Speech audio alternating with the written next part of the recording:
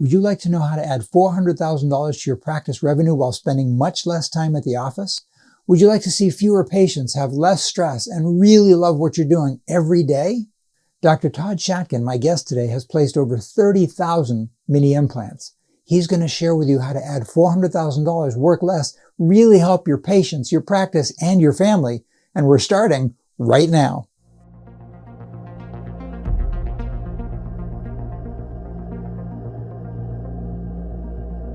And now, Amazon #1 best-selling author, Dr. Tom, the Gems Guy, Orent. Over the past 18 years, Dr. Todd Shatkin has placed over 30,000 mini dental implants. He's trained over 25,000 doctors worldwide on his patented techniques. He's used mini dental implants for denture stabilization, single and multiple tooth replacements, and for full arch restoration with a success rate of over 95%. Todd, thank you so much for being here with us today. How are you doing? I'm doing great, Tom. It's great to be back on your program and being part of the 1,000 Gems family. Thank you for having me. We really appreciate that, and it's our pleasure. I don't want to steal any of your time, so go ahead and take it away. Well, I appreciate you having me, and I'm happy to be here to talk about mini implants again. I know we did this many years ago, but things have changed and we've updated. So I'd love to be able to share my knowledge about mini implants. I've been involved with mini implant dentistry for over 20 years now. Shatkin First has been providing the mini implants and the lab work to dentists all over the world since 2003. And my dad and I started this along with a few friends of mine who are in the lab business, and we've expanded it to what it is today. So just a little bit about myself here. I've been involved in dentistry for 30 years. I've been practicing here in Buffalo, New York. And I'm very proud to say that my son is in dental school at Tufts University. He just finished his second year of dental school. So like I said, my father was a dentist and a plastic surgeon, MD, and my brother's a plastic surgeon. I'm a dentist, and my son's going to go to dental school, is in dental school. So he'll be joining our practice in a couple of years. So we're very excited to have a family business here in Buffalo. And I'm just going to go through a little bit about the history of implants and the advantages of the mini implants, and talk about treatment planning mini implants and the protocol for placing them for both single teeth, multiple tooth restorations, and of course for denture stabilization. And the big thing is how profitable mini implants really are, and the success of them, and how wonderful they can be for your patients and for your practice. And we'll talk a little bit about marketing them in your practice.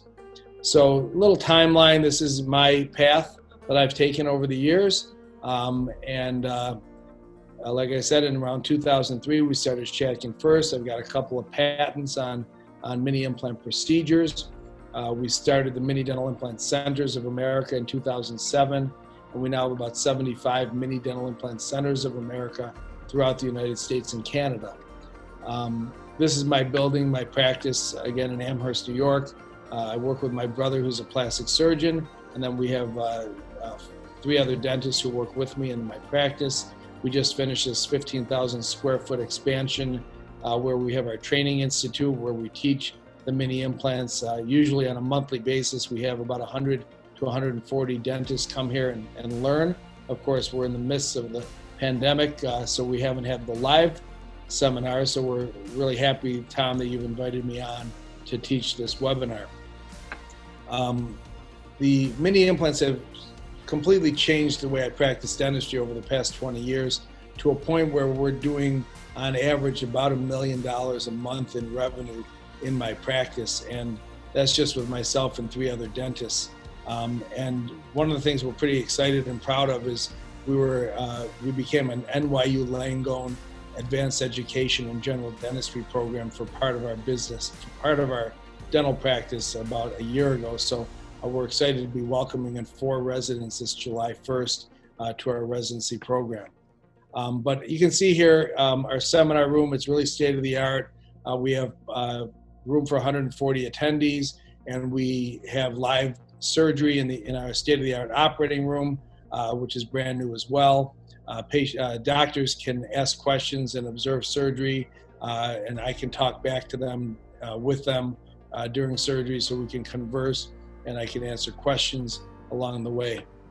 So we're really excited about what we've built. This is my family. I mentioned my son, Jared, in the middle there. He's in dental school. My daughter, his twin sister to the left there, Juliet, is going to medical school. She's going to be an OBGYN. Jared's going to be a dentist. And then my daughter to the right is a student at Colorado Boulder, and she's in college there as going into her senior year. And my lovely wife, Leslie, who's been with me for 30 years plus, is always by my side. So that's my family, just a little background there. So let's talk about the learning objectives for today. We want to make sure you know the appropriate candidates for mini implant placement. You understand the clinical application and how to use the mini implant system, and appreciate the efficacy of mini implants. And of course, understand that there's a learning curve involved with any new procedure you do in dentistry. And with anything else, you've got to get through that learning process. Now, we recommend at least taking a 1-day or a 2-day training program with us. One of our mini residency programs is also nice, where you can spend, a day with me chairside and look over my shoulder and work with us and really see firsthand how these mini implants can change people's lives. Now, mini implants, it's an interesting term because most people think of mini implants as being small. And yes, they are smaller than conventional implants, but I think of the word mini more as multiple definitions for the word mini. It's minimally invasive, it's minimal time, it's minimal cost, it's minimal discomfort, and the implants are mini in nature and size. So there's a lot of advantages to the mini implants for a patient. And this just gives you a little brief history of different style implants. It's funny, my son Jared had an exam today on implant dentistry. We just went through all these different style implants last night when we were studying for his exam. So, but you have the subperiosteal implants, the ramus frame implants, the blade implants, the mandibular staple implant, then of course the Brandemark style endosseous implants. And then that brings us up to the present day, and these are just examples of the various type of implants that we have over the years. And then you get into the present day where you use conventional endosseous implants, and then mini implants. So a little history of mini implants. They actually were developed back in 1963 by Michel Cherchev from France, and they were used by Dr. Victor Sendex to stabilize dentures as early as 1976. And then Imtech Corporation, which later got purchased by 3M, started promoting the mini implant with an O-ball on top of it so that the dentures could be detachable. And then in 2003, Shatkin first came around, and we started using these mini implants for more than just dentures. We started using them to replace individual missing teeth and multiple missing teeth. In 2006, we partnered with Intralock, which now is owned by BioHorizons. So there's been some transition over the years with regard to mini implants, but we still use the Intralock/BioHorizon mini dental implants. And this is an example of what they look like. They have a threaded portion, a polished collar, and then of course the O-ball that projects through the gum tissue, and we use that O-ball to attach various prosthetic attachments to it. That can range from an O-ring housing to a snap-on abutment or a cement over abutment. And these are all FDA approved for long-term intraboneous applications for both fixed and removable prosthetics, even though many specialists out there and whatnot will say mini implants are not approved, or they're not FDA accepted, or they don't work. That's not really true. The FDA has accepted these and has accepted them since 2004 for long-term intrabony applications for both fixed and removable. As such, we've used these, like I said, for single tooth, multiple teeth replacements, bridges, upper and lower denture stabilization, detachable fixed roundhouses, and cemented fixed roundhouses. The detachable one is called a fix-on-6, and that's another patent-pending procedure that I developed where you can replace a whole arch of teeth with 6 to 10 mini implants that snap on and can be removed at the dental office. This would be a full porcelain zirconia roundhouse bridge and there's a number of advantages to that, and we'll get to that a little bit later. Comparing mini implants to conventional implants, it's obvious that you can see the mini implants are smaller in diameter, but actually our mini and mono implant systems that we sell today range from 2.0 all the way up to a 4.2 millimeter diameter mono implant. But they're still mini because they're minimally invasive, there's minimal visits, and they're loaded immediately, and there's very minimal downtime, and there's minimal discomfort after the procedure. So we're going to focus mostly on this webinar on the smaller diameter, the 2.0 and the 2.5, but understand that we do have 3 millimeter, 3.2, 3.3, 3.75, and a 4.2 millimeter diameter as well. These mini implants are usually placed into existing bone, can be loaded immediately as long as you reach at least 30 Newton centimeters of torque resistance, and they're placed through a very small pilot hole through the soft tissue. We call it a pinhole. We just basically take that little 1.2 millimeter pilot drill, puncture the tissue, and drill a very short pilot hole into the bone. Then we thread the implant right into the bone, either using hand instrumentation or a motor to place it.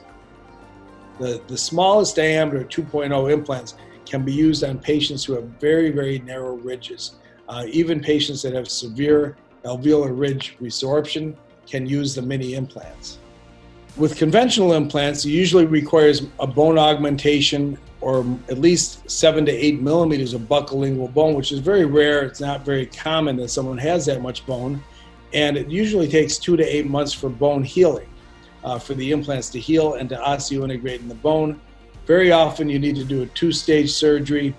Most of the time it requires a flap elevation. Sometimes it requires sinus lift surgery and other bone augmentation procedures.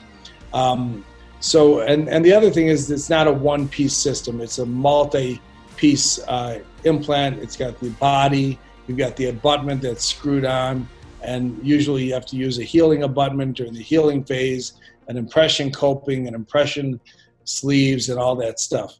The mini implants are far simpler, and that's another reason why we say it's minimal. It's minimally difficult, I guess you could say. It's a very straightforward, easy procedure. And here just shows you all the different parts that go into a conventional implant compared to a small diameter. This particular small diameter mini implant has a 15-degree angled abutment, which we also have available for you to help in certain situations. So these are the different style mini implants we have. We have the MDL, the mini drive lock. We have the Milo. The MDL comes in a 2.0 and a 2.5. The Milo is a 3.0 and a 3.75. Those are the O balls. Then we have a one-piece, we call them the mono implants now. And then we have our 15-degree angled implants. So those are the different options we have. And you can see the various different lengths that these implants come in.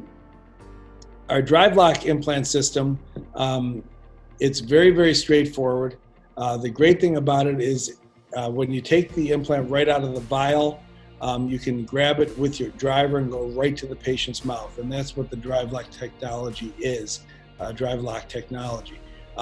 We include the O-ring housing. The Shatkin First mini implants are about 30 to 40% stronger than competing mini implants on the market because of the fact that they're slightly larger and they have a different thread design. The implants are surface treated, and the metal housings and O-rings are included with the implant. And it's a unique self-tapping thread design. Like I said before, you make a minimal size hole, 1.2 millimeters, about 6 to 8 millimeters into the bone, and then you can thread that implant right in the bone. And they're made out of high-strength titanium alloy, which is very important when you're dealing with a smaller diameter implant because the titanium alloy is about 62% stronger than commercially pure titanium would be. Yeah. So this is a flow chart that shows the different implants and the different tools and instruments that you would use for the various implants and the various abutments. And here we have our 510K approvals for both the mini implant system and the prosthetic. So I want you to take close attention to where it says here that the mini implant system prosthetics have been designed to restore partially or fully edentulous patients, and the abutments have been designed to be used either the mandible or the maxilla to support removable or fixed prosthetics. So this is your FDA clearance, 510K clearance that was approved. So anybody who says the mini implants don't have FDA acceptance, they're wrong. These are the indications for use from the FDA. So this is an example of a young man who had one of his front teeth knocked out playing football. And this is a little video, so I'm going to play here. So this is Neil. We just placed a mini implant and a crown on tooth number 9. What do you have to say, Neil? Quick, easy, didn't hurt at all. It was a great experience. All right. How long have you been wearing a flipper? 3 years, I went without a tooth. How'd you lose your tooth? Football. Football injury? Yep. All right, good deal. Oh yeah. So this young boy actually played football with my son Jared at St. Lawrence University, knocked his tooth out. We talked about replacing his tooth. He decided to wait till his football career was over. So he went for 3 years without a tooth. And then when he finished the football and graduated from college, he came to Buffalo and we replaced his front tooth. Pretty straightforward, single visit, single procedure, implant and crown all done in one visit. So that's the patented procedure that I developed back in 2003. So the instrumentation is very simple. You need to have a motor of some sort to place the implants and to make your pilot hole. So we recommend one of these 2 motors, but you can use whatever motor that you use for your conventional implant dentistry if you have one. You need to have a 1.2 millimeter pilot drill. If you're going to have us make surgical guides, which we recommend for most of our patients, most of our doctors to use, we make these surgical guide stents, which are made with a 2.5 millimeter sleeve, and you use a pilot drill guide instrument, and then you place your pilot hole into the drill guide. Do you have a drill guide instrument? I can show them how that works. It's a silver one. And the pilot hole? Yeah, let me grab We'll go ahead and show that in a little bit. So you make a pilot hole through the drill guide, you thread the implant right through the surgical stent, and then you can either place the implant with hand instrumentation or a contra-angle driver. So you'll notice here, let me show you how this works. We use a 1.2 millimeter pilot drill in this particular case, and the pilot drill goes right into the surgical pilot drill guide instrument. And then that pilot drill guide goes into the surgical stent, and we will go ahead and use of course, our handpiece to make our pilot hole. And that's how that works. And these come in various sizes. We have the blue drill guide, which is the larger one, and then we have a gold drill guide, which is the one in between. So the silver one is used for the 1.2 millimeter pilot drill, and that's for our 2.0 and 2.5 implants.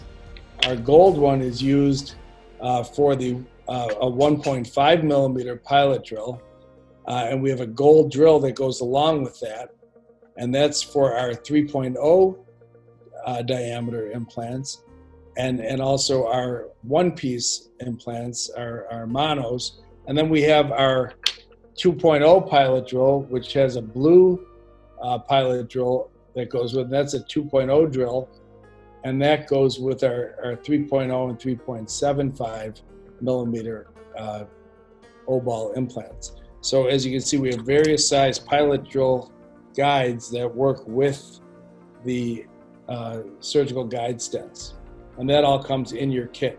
Okay, so we're back here, and you can see the different instrumentation needed for the procedure. And it's really a very simple procedure. We don't normally do any cutting or suturing involved unless you're extracting a tooth. So as you see here, there's various parts to the implant. You've got your apical tip, which narrows to about 0.5 millimeter. You've got your threaded portion, which is the body of the implant. And when we measure these mini implants, we measure from the apical tip to the top of the polished collar. So the collar portion, the polished collar, is about 3 millimeters. Then you've got your threaded portion. So if we're talking about a 15 millimeter mini implant, we're talking about 2 millimeter polished collar. I apologize. So you have your threaded portion and then a 2 millimeter collar. So a 15 millimeter implant would have 13 millimeters of threads and a 2 millimeter polished collar. And then the square and ball are above the soft tissue. So if you had a 13 millimeter implant, you'd have 11 millimeters of threads and a 2 millimeter polished collar. So the simple process, you place your surgical guide stent, you drill your pilot hole, and this is how we teach our hands-on program, but it's the same in the patient's mouth. You drill your guide, pilot drill guide into the sleeve of the stent, and drill your pilot hole with a pumping action. Of course, you're going to use copious irrigation. You're going to either use your contra-angle driver or your handpiece to pick up the implant out of the sleeve and go right to the patient's mouth and place your implant through the surgical stent as far as it'll go in, and you're going to hopefully reach 30 Newton centimeters of torque, and that means you can load these implants immediately once you've reached that 30 Newton centimeters.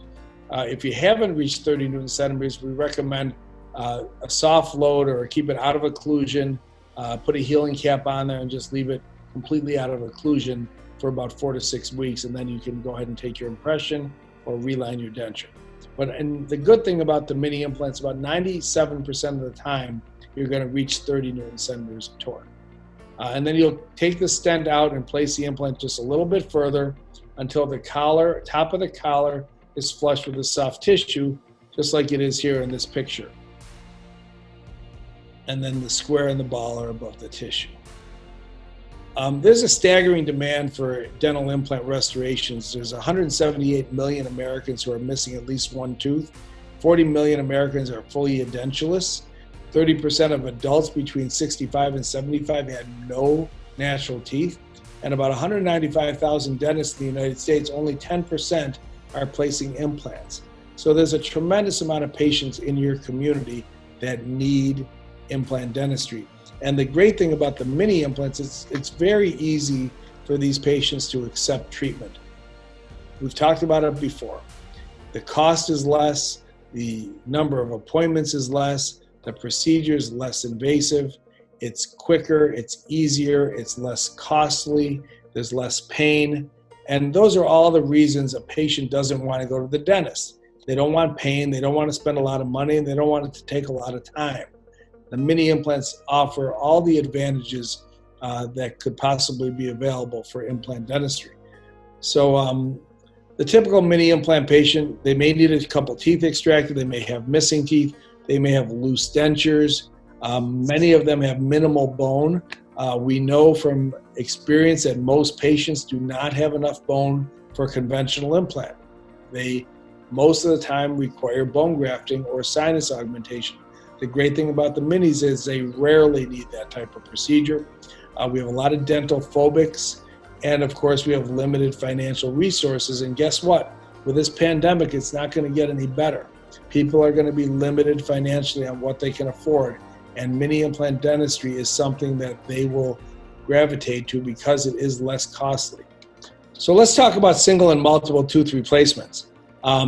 The great thing about the mini implants, like I mentioned before, it's cost effective for the patient. So in my office, I charge approximately the same for an implant that I charge for a single crown. So whatever you charge for a crown is a pretty good number to charge for the mini implant. Compared to a conventional implant, it's probably double what the cost of a crown would be.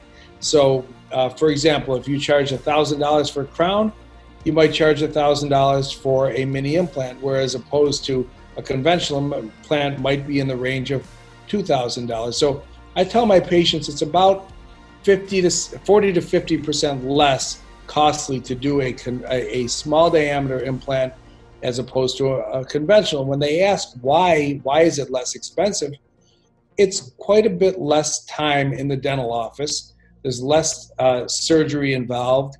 They don't have to come back for suture removals, for bone grafting procedures and all that. So the mini implant is a much more minimally invasive procedure and quicker results, and therefore we can offer it to our patients at a lower cost. Looking at the patient's financing compared to conventional, like I said, procedure is about 50% the cost of a conventional implant. The prosthetics are about 25% of what the cost for a conventional overdenture would be. A conventional overdenture would typically use a bar clip type system, and that's quite more involved and more expensive. So we're able to offer these overdentures very simply. Basically, all we do is take their denture and reline it with the O-rings, and we'll show that in a little bit further along. So it's much easier to do. It can be performed in the patient's general dental office with far fewer office visits. So all of that means less time, less money, quicker results. Just to give you a little idea of what you want to look for on patients' x-rays. You want to be aware of their anatomical structures, the inferior alveolar nerve, the mental foramen, the floor of the nose, and the floor of the sinus. Those are landmarks that we want to try to avoid with our drilling and our implants. And when you're doing what we call a lower denture stabilization, you want to put those, typically we put 4 mini implants and we keep it between the mental foramen.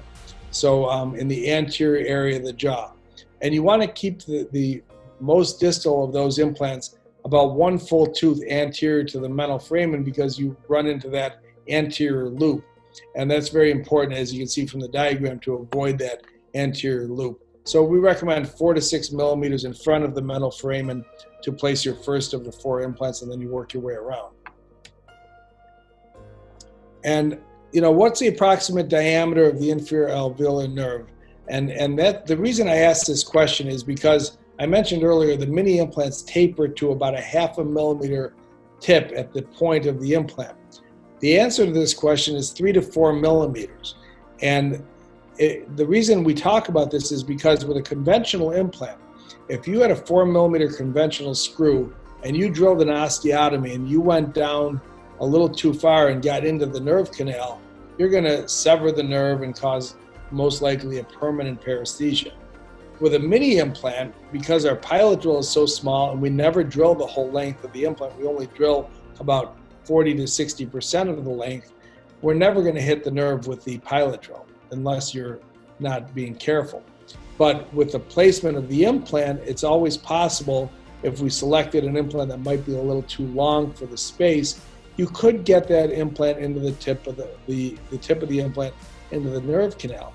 But what's great about the mini implants, because it tapers to a very narrow point, even if you get close to the nerve, and trust me, I'm not suggesting you go home and try this by any means, but if you did, the chances are very slim that you would get a paresthesia because of the fact that the nerve fibers are 3 to 4 millimeters in diameter, as opposed to the tip of the implant, which is only about a 0.5 millimeter. So it's another advantage of mini implants. It's really hard to cause any kind of permanent problems. I placed over 30,000 mini implants, and knock on wood, Tom, I haven't had one case of permanent paresthesia with any of my cases. So that's a big advantage. Looking at an x-ray, this is a typical panoramic x-ray. Nowadays we take mostly CT scans, but I wanted you to take a look at this. You can see where the floor of the sinus is, the nasal cavity. You see the very prominent mental foramens here. Obviously this patient needs a full mouth extraction and dentures or implant bridges. And here's a CT of that patient showing exactly where those mental foramen are, where the base of the nose is, the sinus cavity, the mandibular canal. When we look at different types of bone, we look at the bone quality being type 1, type 2, type 3, or type 4. Mini implants are great for type 1, 2, and 3, not so good for type 4, but really most implants are not good for type 4 bone. If you've got type 1, 2, or 3 bone, you're going to be able to have high success rate with the small diameter implants. If you're doing type 1 bone, that's typically the mandible and the anterior jaw. We recommend using the 2.0 millimeter implant. If we have type 2 bone, which is typical of the mandible and sometimes of the maxilla, we're going to use a 2.0 or a 2.5 millimeter implant. Type 3 bone would be more in the maxilla, where the bone is softer, cancellous bone, very little cortical bone. You have a lot more trabecular bone. And that's where you would use a 2.5 or a 3.0 millimeter implant. And in very thin cortical bone and very low density trabecular bone, type 4 bone, you really are not a great candidate for an immediate load implant. You might consider one of the larger diameter implants. So then we look at the quantity of bone. And the great thing about minis is you only need about 3 to 3.5 millimeters of bone to place a 2 millimeter implant. So if you have less than 3.5, you may end up having to raise a little flap, maybe rondure the top of the bone, make your pilot hole, and spread the bone a little bit with your implant, almost like an osteotome. In that's type C. Type B bone, which would be the middle style kind of bone, which is probably the most typical of a patient coming in for mini implants, has 3.5 to 5 millimeters of bone. They would be a good candidate for 2.0 or 2.5 implants without raising a flap. And the type A bone, greater than 5 millimeters of bone, they can have any of the different sizes, the 2.0, 2.5, or 3.0 millimeter implants. If you have greater than 7 millimeters, you might want to consider even a larger diameter, like a 3.7 or 4.2. But my experience is the vast majority of patients that come into my practice have somewhere in the range of 3.5 to 5 millimeters of bone. And when they go to a conventional implantologist, they're going to tell them they need a bone graft. And then they got to wait 4 to 6 months for that bone to heal. And then they go back in and do the surgery, and they usually flap again, and they place the implant. Then they got to wait another 4 to 6 months for the implant to heal. Then they go back for a third surgery to uncover the implant and place the abutment on, and then eventually get their restoration done. It usually takes up to a year to complete when you have to add bone. With the minis, it can be done in a week or two. So that's the biggest advantage of the small diameter implants. So as you can see, the bone quantity, you look at A, B, or C based on the various amounts of buccal lingual width. And when you have, plenty of bone, you have options to do bigger implants. But in my practice, I do primarily the small diameter, the 2.0, 2.5, and 3 millimeter implants, and they all fall within the A and B category, and sometimes the C category. Then we have to look at the vertical height of bone. How much bone do we have vertically to place the implants, and what length implants should we use? And one of the nice things about these small diameter implants is we have different options, a large variety of lengths, ranging from 10 to 18 millimeters in length. And so, like I said before, we have 2.0, 2.5, and 3.0 diameters for the small diameters, and they range from 10 to 18 millimeters in length. So there's almost always an implant that will fit the needs of your patient. Very infrequently is there a problem where the ridge is so narrow that we can't put an implant, a mini implant, or the vertical height is such that there's just not enough vertical distance to do it. Sometimes in the posterior of the mandible, where the nerve canal and the tissue has receded and the alveolar ridge has receded so much, there may not be enough room for a mini implant, but sometimes we can actually angle the implant to avoid the canal. We can go buccal or lingually and avoid it. So those are more advanced procedures, and you probably don't want to do that your first time out, but after you've done it for a few years, you can work on those type of procedures. As you can see here, this is what happens when patients have dentures, and the bone, when they first get their dentures and their extractions, they'll have type A bone. After 5 or 10 years, they've had some resorption, they get to type B bone, where they've got a lot of bone loss.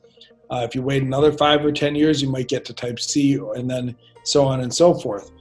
So my recommendation is to get the implants in early on when it's a type A situation. If you put the implants in early, you're going to preserve that bone, and you'll never get to B, C, or D, because you'll have ample bone, and the implants will preserve it. Here's another question. An 80-year-old man has moderately dense mandibular bone. The plan is to place 4 18-millimeter mini implants. What type of bone does he have, and how deep should you drill the pilot hole? Well, moderately dense bone is type 2 bone. And typically in type 2 bone, we drill about 60% of the length of the implant. So in this case, we're going to drill about 10 millimeters in length. If you had type 1 bone, which was more dense, you'd have to drill a little deeper, about 80%. And if you have type 3 bone, you drill less deep, about 40%. So the harder the bone is, the deeper you need to drill that pilot hole in order to thread that mini implant into that very dense bone. In softer bone, you can drill a shorter length hole and it'll go in much easier. Are the mini implants good for anyone? The short answer in my mind is yes, because of the fact there's no morbidity, very low morbidity, low infection rate, non-invasive procedure, no incisions in most cases. It's a really great procedure. What about patients who are on steroids? Well, we know from experience that steroid patients, conventional implants are contraindicated. Why is that? Well, it's because patients that are on steroids have a bigger problem with healing. They have an autoimmune problem and their body doesn't heal very well. So the great thing about mini implants is we're not really relying on the body to heal. We're making a very small, tiny pilot hole in the bone and threading the implant into the bone. You have direct contact of the bone to the implant immediately. We don't need that bone to heal around the implant. And as long as that implant's osteo-stabilized immediately, it's going to osseointegrate over time.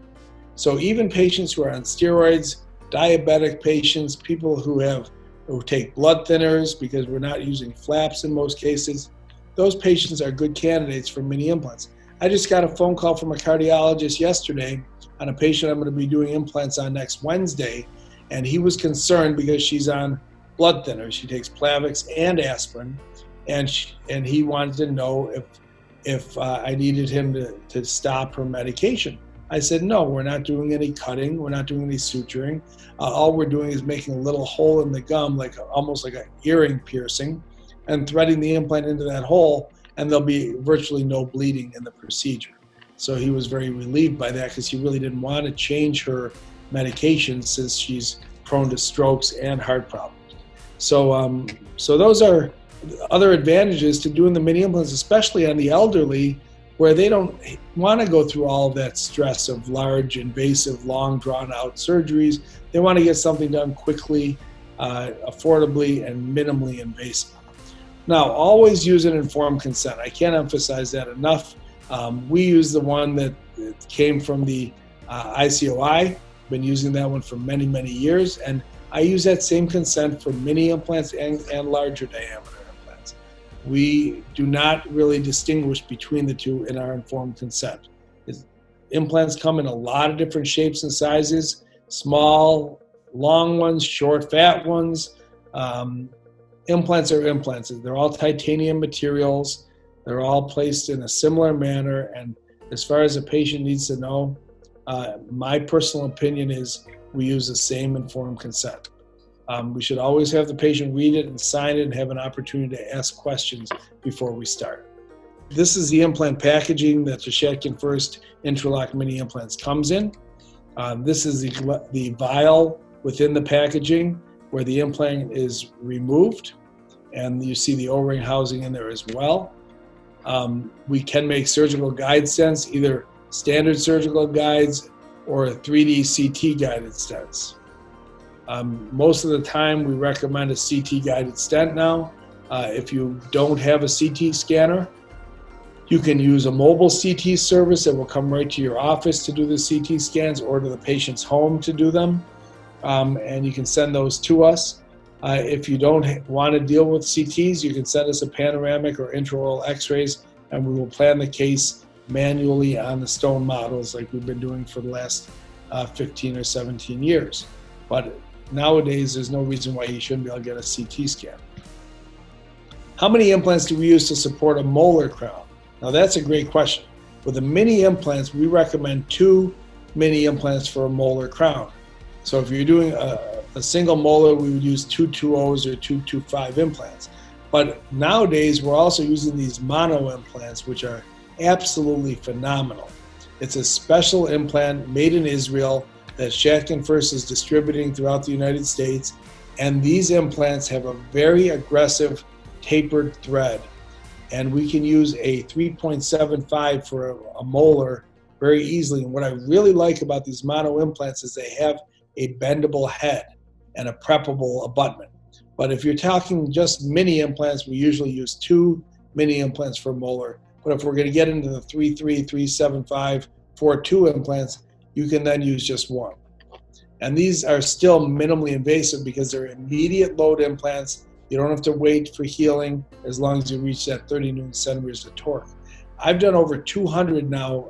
We just started doing these monos about 4 months ago. I've done over 200 of these and have not had one failure yet. Again, I'm going to knock on wood on that one. But we've had extremely good results with them. They're fantastic.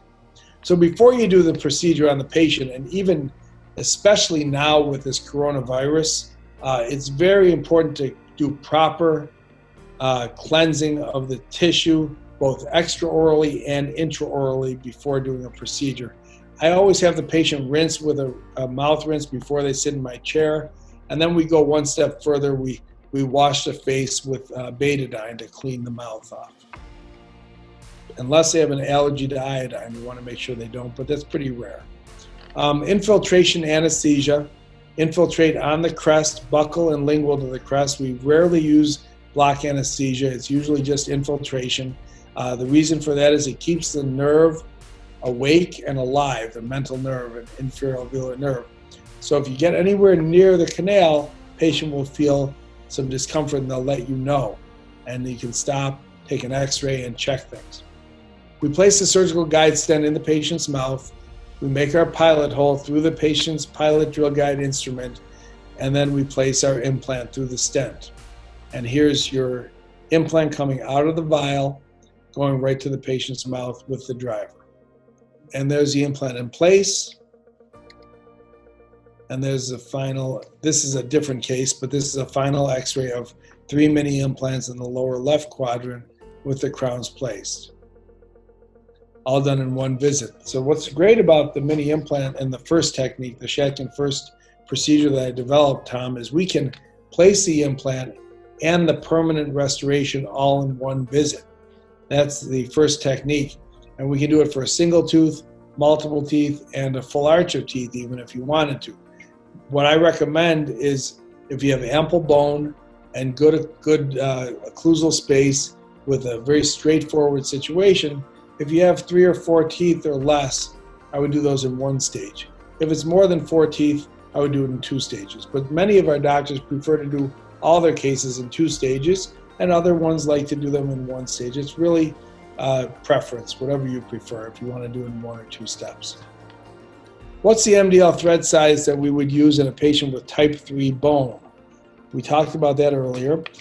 Type 3 bone is a softer maxillary bone, and typically we use the 2.5 or the 3 millimeter implants. We would use the 2.0 implants in type 1 bone, and the 2.5s or the 2.0s in type 2 bone. But in type 3 bone, we want to use a wider implant with a heavier thread design, which would be the 2.5 or the 3.0. So here's the procedure of placing 4 mini implants to replace 4 teeth. We pick up the implant using either the finger driver or the surgical motor, but in this case we're showing how to use it with finger driver and ratchet wrench. So you take the finger driver, you pull the implant out of the vial, you go right to the patient's mouth through the surgical stent after you've placed your pilot holes, and then ratchet the implant all the way down. If you get to a point where the bone is so dense that the ratchet wrench is very hard to move, then you got to make sure you go very slowly and you don't put too much pressure on it so you don't break the implant. If it gets to a point where you're getting nervous, you could use a ratchet wrench that can measure the torque, a torque wrench. If you get over 60 to 65 Newton centimeters, you're better off backing that implant out and making your pilot hole deeper or using a shorter implant. Okay? If very heavy resistance is noticed, back that implant out so you don't break it. So when do you use a first technique and when do you use a 2-stage technique? We use a 1-stage technique, like I said, for single implant crowns, maybe 2 or 3 implant crowns, sometimes 4. The great thing about that is you don't have to even make it temporary. You use a surgical stent, you place the implant in the bone, and you cement your crown on in one visit. Let me see if I have, so here's an example of that, a single front tooth placed right on the mini implant in one visit using a surgical stent. A two-stage procedure is similar to a conventional implant. However, it's done in 2 to 3 weeks rather than 6 to 12 months. We go ahead and place the mini implants. We take our impressions. We put a temporary on. Most of the time we use a surgical stent, but you can do it without if you want to freehand it. And then we take our impression and we send it to our lab to make the crowns. Shatkin First Labs has been making mini implant crowns for, like I said, since 2003. So we've got more experience making these type of restorations than any lab in the country. However, if you want to use your own lab, that's your choice. But there are some specific lab techniques that should be followed. Here's an example of a number 7 tooth missing, and we're going to place this with a mini implant and a permanent crown all in one visit. So here's a video of that procedure. Doing tooth number 7, I'm going to try in the stent, which fits very nicely. We're going to then try the crown in and see how that looks aesthetically. Play together. Right? It's perfect. The aesthetics are very nice. Color is nice. And the bite is good. Open. So now we've already put some topical anesthetic on.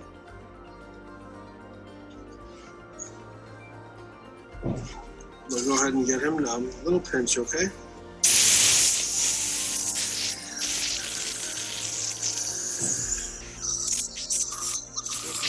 Infiltration anesthetic.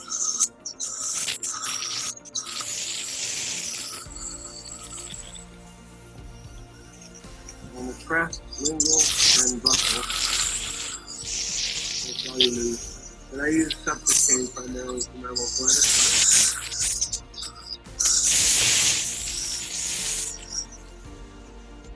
And put the stent back in.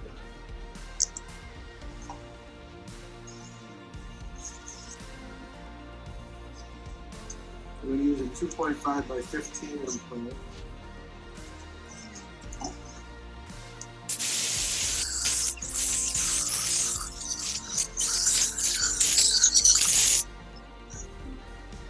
This is the acceptable Shatkin First surgical motor. I'm opening my 1.2 millimeter SPDL pilot drill.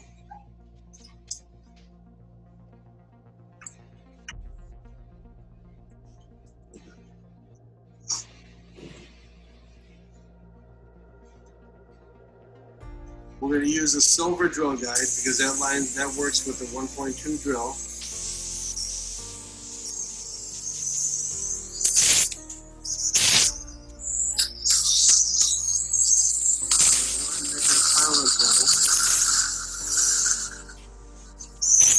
You can see the bone on the drill.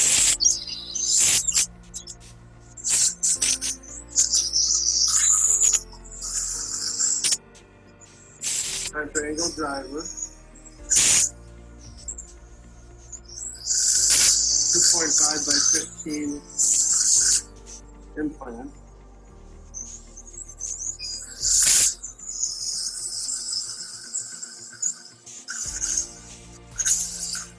We now place the implant through the surgical guide stent.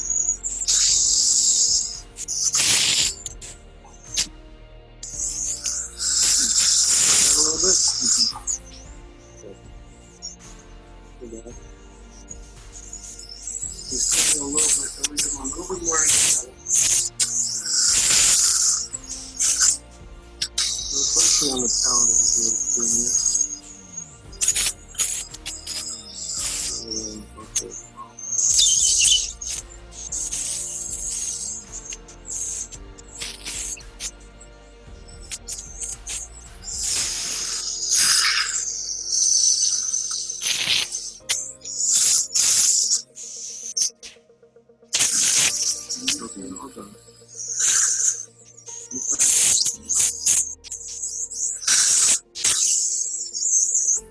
water. Section, please.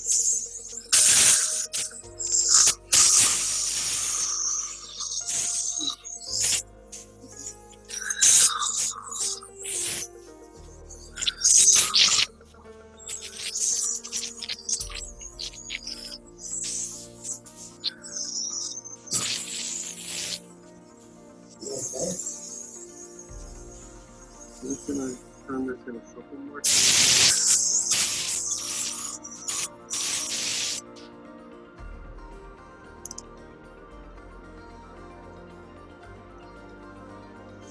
And it pulls all the way in.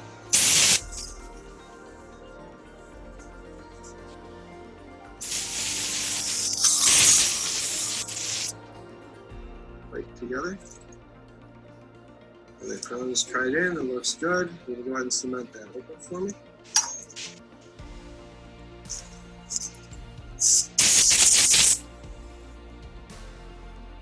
We're going to use the Shatkin first resin cement. I'm going to put the cement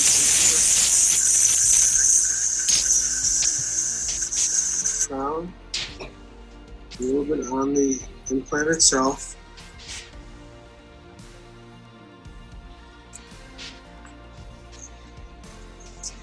Cement the crown. We'll wait about 3 minutes for that cement to harden and then we'll clean it up. Okay, so this is all finished. Smile for me. We successfully placed a mini implant and a permanent crown in about 15 minutes. And the color looks beautiful. The bite's good. And we're all set. Thank you. So that's a simple replacement of a lateral. We've been doing these for many, many, many years. Hey, Todd. 95% success. Yes, Tom. I got to say, watching that in real time, that it looks a lot easier, faster, simpler than a 3-surface filling. It really is. I don't do fillings much anymore. I wouldn't imagine you would. That was amazing. Yeah. Thank you. Yeah, it's really exciting. It's fun to do.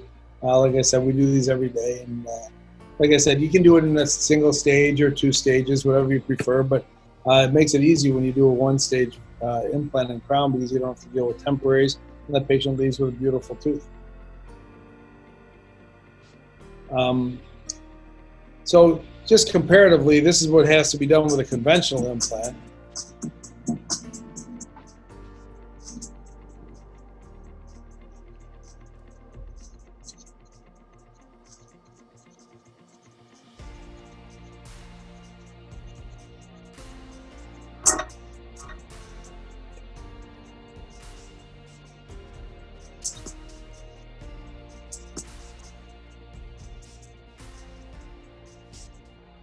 This is assuming they have enough bone to do the implant to begin with. If they don't have enough bone, you'd obviously have to do a bone graft before you place the implant.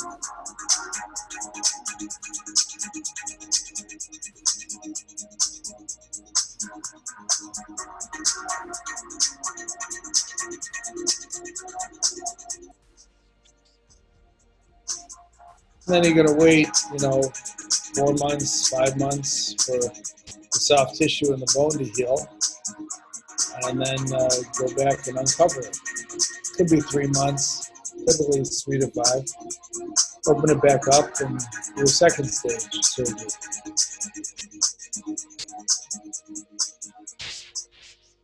So, and there's more steps than even with that. So, and if you need the bone graft, like we said before, it might take a year to complete the whole process. We always recommend using an implantable device data sheet and keep that in your clinical record. If you're digital, if you're electronic forms, just scan it into your record. But keep a record of every implant that you placed for the patient so we always can go back and look that up. When submitting your cases, you can submit your cases either by mail or on an online portal, whatever you prefer. You can mail the lab slip in. But if you do everything digitally, if you have digital impressions, we can take digital impressions. You can scan everything and send it all in online. Always give your patient the post-op instructions, both verbally and in writing, so that they can, because people, when they have surgery, they don't really listen. They just want to get out of your office. But go over it with them verbally. If they have a spouse or somebody with them, go over it with them in the room, and then give them an instruction by paper instructions to take home with them so they know what to do and take care of their mouth afterwards. We always recommend using a little bit of ice the first day, antibiotics, pain medication if needed. Most of the time they don't need much stronger than Tylenol or Motrin or Advil is usually sufficient. for post-op discomfort. Again, simple procedure. These crowns are made with an internal that's square so that you get the anti-rotation.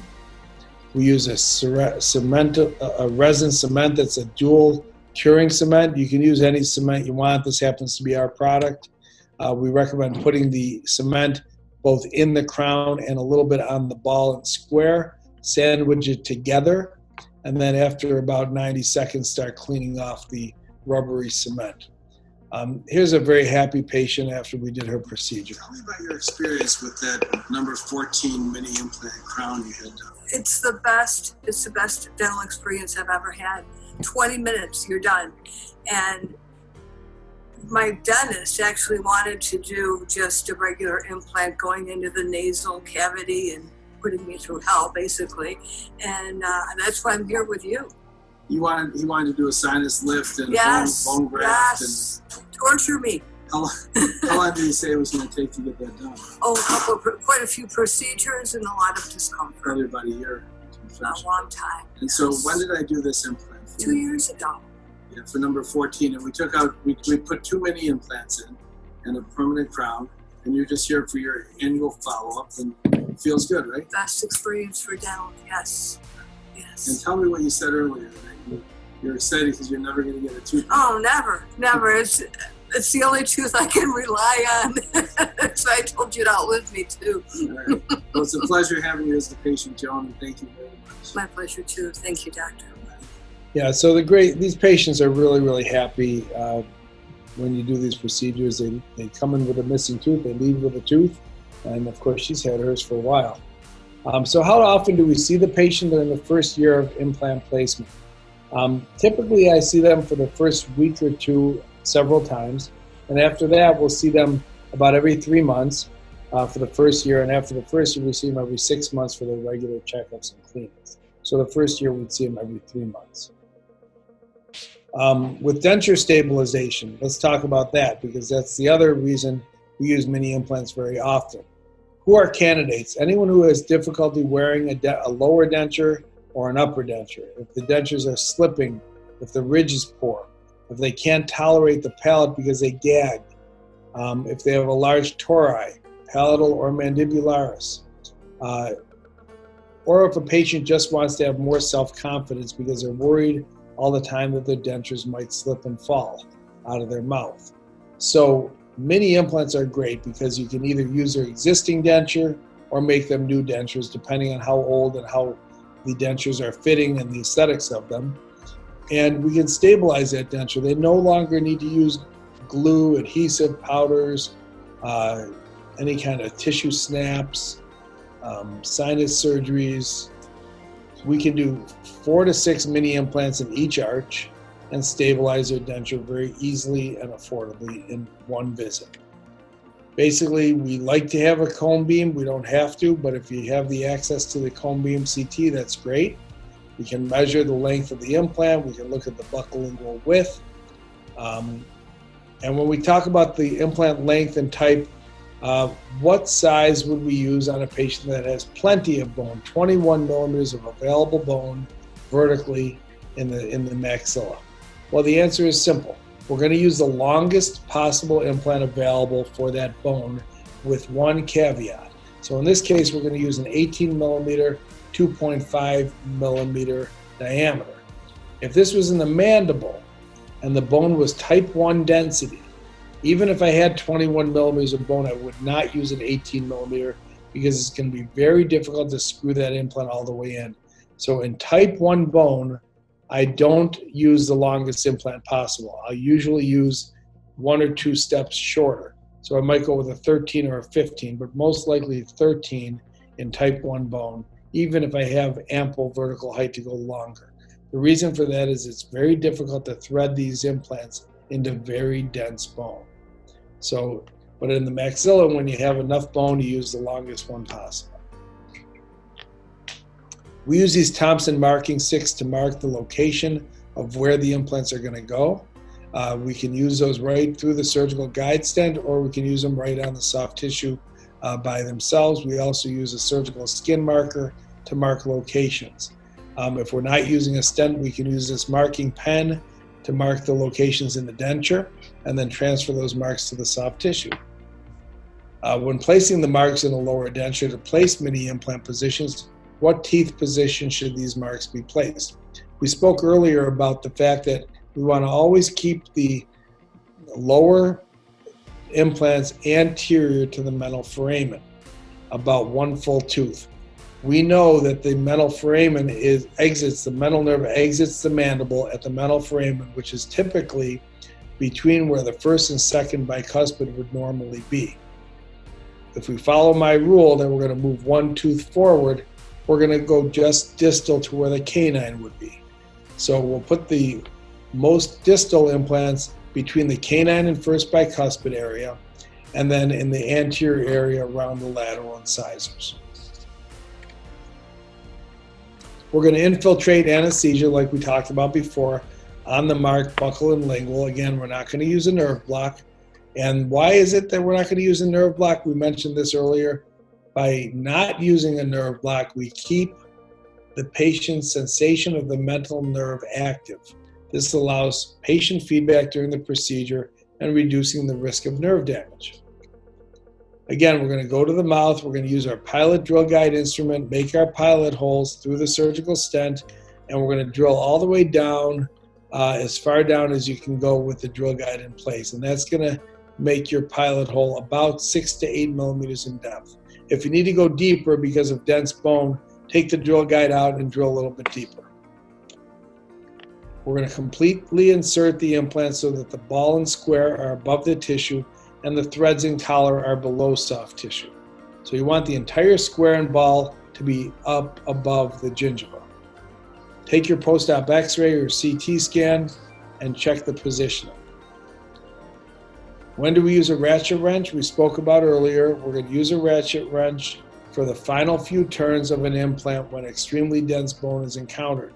But if it gets past 65 to 70 Newton centimeters, you better back that implant out and drill deeper or use a shorter implant. Here we are with a post-op x-ray of 4 mini implants placed between the mental foramen. The next thing we're going to go do is pick up our housings. And that's the next step, is picking up the housings in the denture. So once you've placed your 4 implants, you're going to put little block-out shims on the square part of the implant. Then we're going to snap our housings over the top of the O-balls. We're going to then try the denture in to see if it fits. If it doesn't fit, you need to go back and relieve the denture a little bit more. If it's an existing denture that a patient has, you're going to hollow out those areas where the housings are. If not, if it's a new denture coming from our lab, it will be completely hollowed out for you in the lab.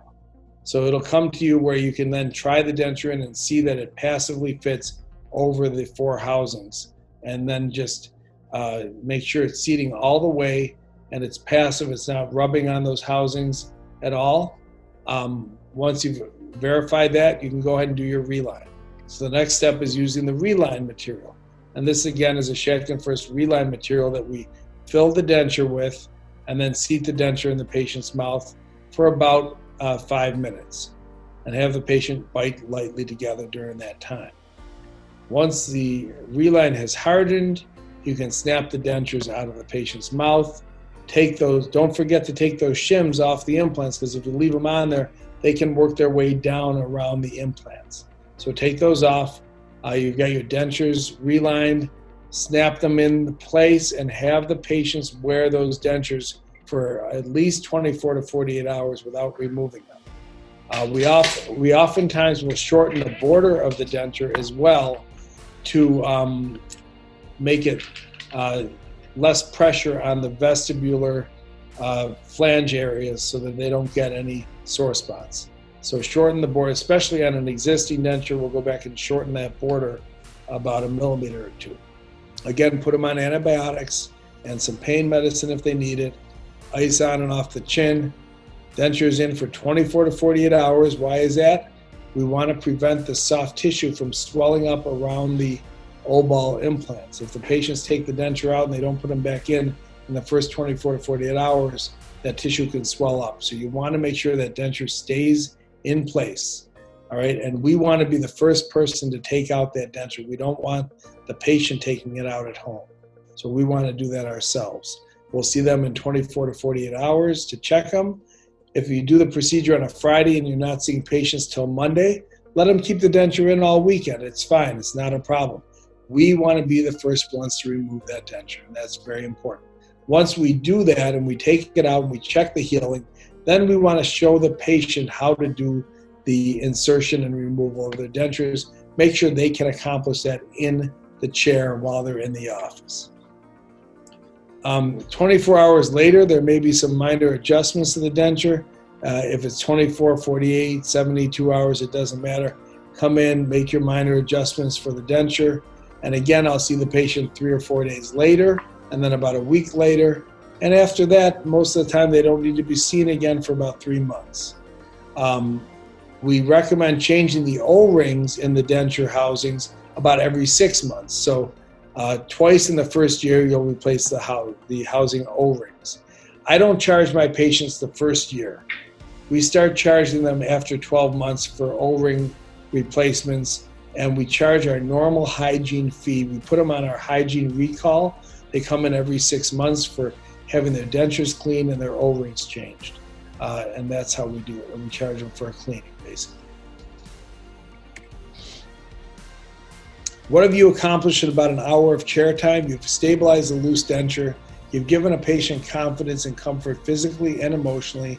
You've provided a new technology with quality dental care at an affordable price, and you've increased your revenue to your practice. You can do this every day you practice dentistry, and you're going to go home feeling great about it. So it's fantastic. Our patients love it. Our staff loves doing them. Here's another very happy patient. Yes. Ready to see your new teeth? Yes. Okay, go ahead and take a look. They're beautiful. I thank you. It changes my life. Aren't they pretty? Smile really great. Look at the camera. They're beautiful. You did me a wonderful favor. Honestly. Made me feel How long have you been suffering with loose dentures? over a year. You had your teeth before that, Had my teeth before that. Yeah. but they were in bad shape. Yeah, I kind of took care of everybody else but myself. So now it was so embarrassing. Now I don't feel that. Now you gotta do your bottom so they look pretty. Yeah, I can't wait. Smile really big for the camera. Gorgeous. All right, enjoy. I thank you so much. We're just gonna grab a couple calls. All right, so you can see these patients are just thrilled when people who go with dentures she only had it for a year, but imagine wearing loose dentures for 5-10 years and then all of a sudden snapping them into place and they don't move anymore. You really change people's lives.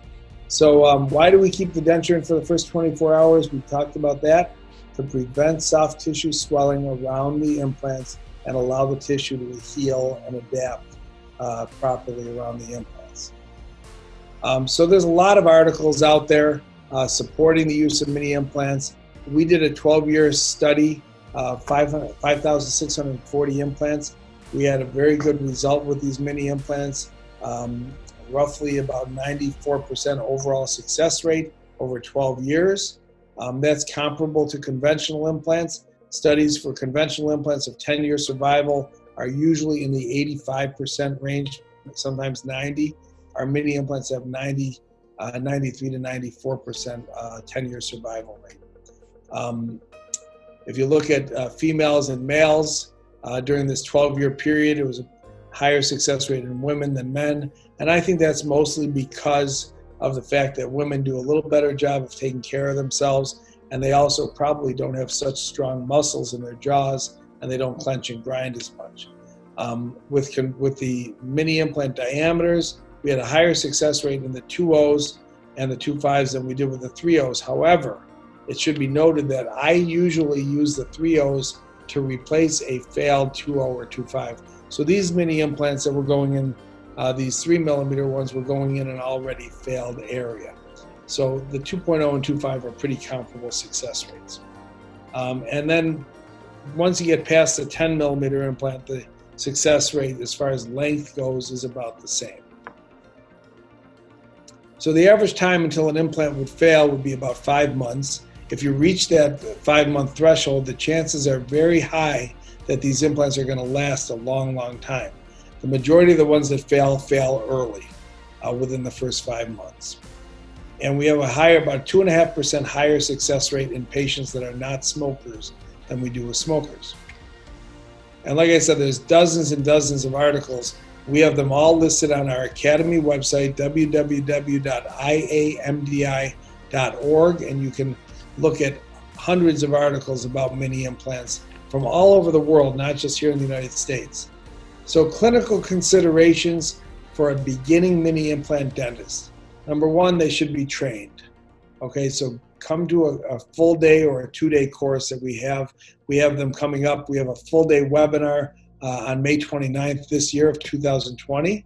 But we also have full day courses and 2-day courses throughout the year. You can check those out at shatkinfirst.com. But anatomic location, prosthetic treatment modality, and whether or not they had a previous implant failure are all clinical considerations when you're doing mini implants. Again, have proper training, have good preoperative planning and case selection. We're here to help you with that. Our Shatkin First Lab will review your case for you, give you advice, help you select the proper implants for placement, and if you want us to, we'll make the surgical guides for you. But make sure you take care of any infection that's in the patient's mouth before doing implants, proper cleaning of the mouth, get the other restorative dental work done that needs to be done before doing the implants. Never drill the entire length of the implant and keep the implant inside the bony walls. If you do that, you're going to have success the vast majority of the time. Always use prophylactic antibiotics post-operatively. Use proper surgical technique intraoperatively. Use preoperative tissue cleansing and scrub. Rinse beforehand. Make sure the mandible or the maxilla has enough bone height and width to avoid fracturing. And space the implants out properly to avoid angulation toward adjacent teeth roots or against themselves. So we don't want the implants angled and butting into each other. We want to leave ample space for bone between the implants to heal. Make sure the patient wears that denture all the time for the first 24 to 48 hours.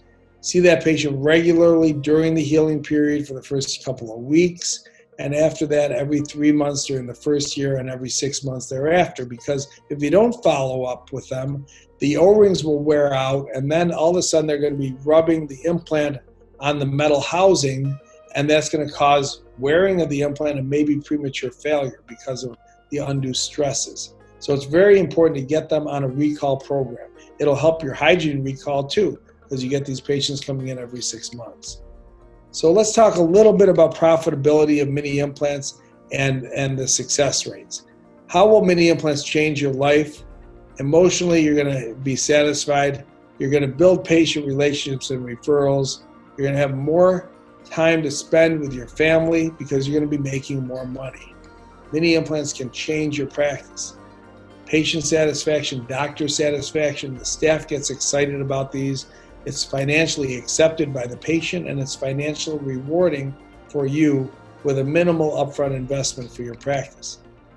So given a little concept of how many mini implants do you need to place per week, if you place 8 implants a week, you're going to increase your practice revenue by $400,000 a year.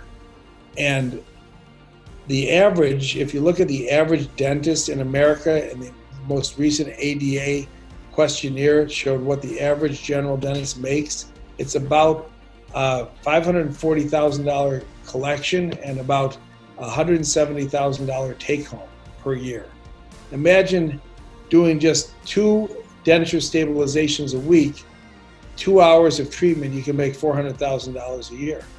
So you can do the math, you can extrapolate, and you'll see that placing mini implants is very, very rewarding for your dental practice, and it can change the way you live your life. So implement the mini implants to your practice, market them to new and existing patients, use them for denture stabilization, single tooth and multiple teeth replacement, and roundhouses, and let us help you achieve all this with our complimentary case consulting services. Before placing mini implants in my practice, I brought in $860,000 in 1999. By 2017, we had brought in $5.6 million after 18 years of placing mini implants, and that number's well over 10 million now. So it's just really changed the way I practice dentistry. It's changed the lives of thousands of dentists and hundreds of thousands of patients.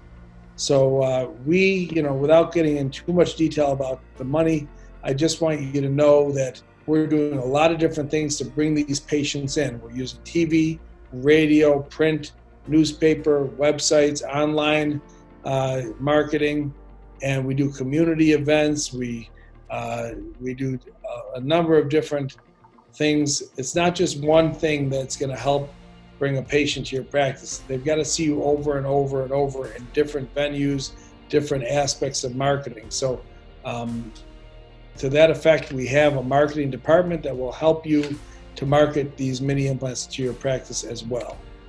So one of the things that's really worked for me is celebrity endorsement. And I'm just going to show this video. This is a NHL hockey player.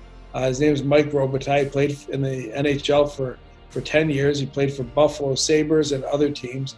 And he lost his teeth playing hockey. So he came to me and wanted denture stabilization. You don't play 10 years in the National Hockey League without having a dentist that you know is an expert, that stays well ahead of the game. Well, I'd like to tell you, I found that person. Dr. Todd Shatkin of Aesthetic Associates Center. It was just 4 mini implants. It was painless, there was no surgery, it was done in less than an hour, and it was very affordable. It was a life-changing procedure performed by the only dentist you should consider. Tell him Mike Robitaille sent you, and you'll leave his office with a smile on your face, just like I did. So if you can get a celebrity in your community to endorse what you do, that's a very, very powerful tool. We do radio shows like this one here. We do different events. Create excitement. This is something we did at the baseball game in Get Buffalo. noticed. Drive traffic. Set yourself apart. Ladies and gentlemen, please join me in welcoming tonight's fan appreciation sponsor, Dr. Todd Shatkin, Aesthetic Associates Center. Joining him on the mound are his assistants, Leah Mangano, Sonny Valby, Dr. John Lucchese, and Dr. Shatkin's patient for tonight, Wayne Porter. Wayne lost a tooth when he was 13. Tonight, Dr. Shatkin will change Wayne's life by replacing the void in one visit using a mini dental implant. He'll return to the Aesthetic Associate Center at 2500 Kensington Avenue to help the limousine. Dr. Shatkin will replace Wayne's tooth, and they will return before the end of the game to show you Wayne's new winning smile tooth. Suffering from loose dentures or embarrassed to smile because you're missing teeth? Dr. Shatkin has placed over 15,000 mini implants with a 97% total success rate. It's amazing. It's life-changing. We'll see you at the end of the game, but first, I'd like to see Dr. Shatkin throw out the first pitch.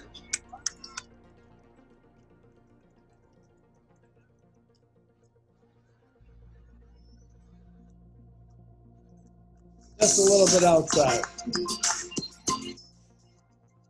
All right, so we did this. We took him back to our office, and within an hour, we were back at the ballpark. Changed the way I look for the rest of my life. Wayne's been missing his front tooth since he was 13 years old. So today we're going to be replacing tooth number 9 with a mini implant and a permanent crown all in one visit. It's the Shatkin first technique.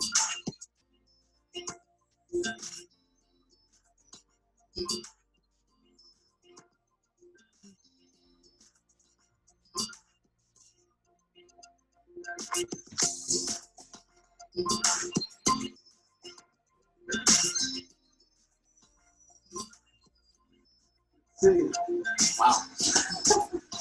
It's good. Wow. You're looking good, Wayne. Oh, man. You're not going to recognize him on the golf course anymore. Man, let me see how close.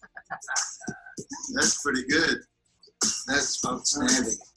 As Dr. Shatkin has been replacing Wayne's front tooth, The fans have been kept updated and engaged. Are you ready? Yeah, we're ready.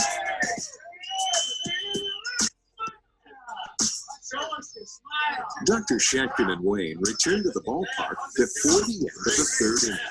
Then, along with Wayne's family, the fans get their first look at Wayne's new smile.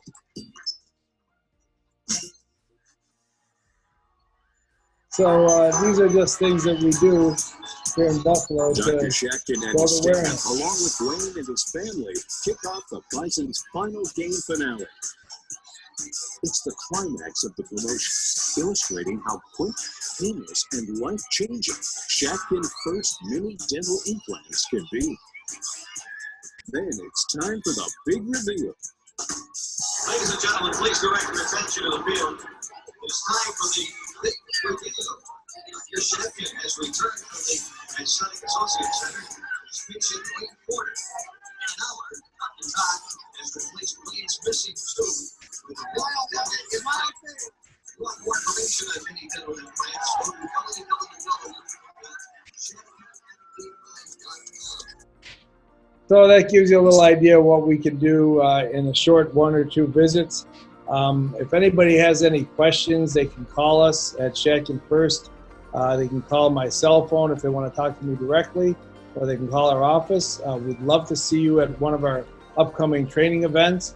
Like I said, right now we're doing them through webinars, May 29th from 8 to 5 p.m. That's a full-day event. You can sign up at shatkinfirst.com. And then we're going to have a course in June, 13th and 14th. That's a 2-day program. We're not sure if that's going to be in-house or on the webinar again, but we'll keep you posted on that. I just want to thank Tom very much and the 1,000 Gems for inviting me to give this webinar here for you all, and I hope you enjoyed it. Todd, a couple of things. First of all, I'm going to put the information that you got on the screen in the description below. So if you're watching this on YouTube, you can look in the description below and you'll find all this information, including a hyperlink to Dr. Shatkin's website as well. I'm looking at this, I'm watching this, and every time I hear you speak, it hits me that there's been so many advances in dentistry that are so exciting. Patients have no idea. Many of our dentists aren't even aware of some of the advances, and you're responsible for a big part of that. So thank you so much for sharing it with us, and I look forward to bringing you back again. It's always a pleasure, Tom, and you know, you're a wonderful host, and you do a great job for all of the dentists, thousands of dentists who follow your programs, and I'm very appreciative that you invited me to speak. Thank you so much. I look forward to chatting again, and take care. You too. If you found this video helpful, subscribe to the channel and hit the bell notification so you won't miss a thing. If you're not yet a GEMS family member, Elizabeth and I would be delighted to help you build your practice and your revenue. We'd love to have you with us here on Planet GEMS for a limited time offer, a free test drive of GEMS family membership. Go to dentalgoldmine.com. There's a link in the description below. If this was helpful, click like. Thanks for joining Dr. Shatkin and me here in the Dental Goldmine. And remember, you're only one gem away.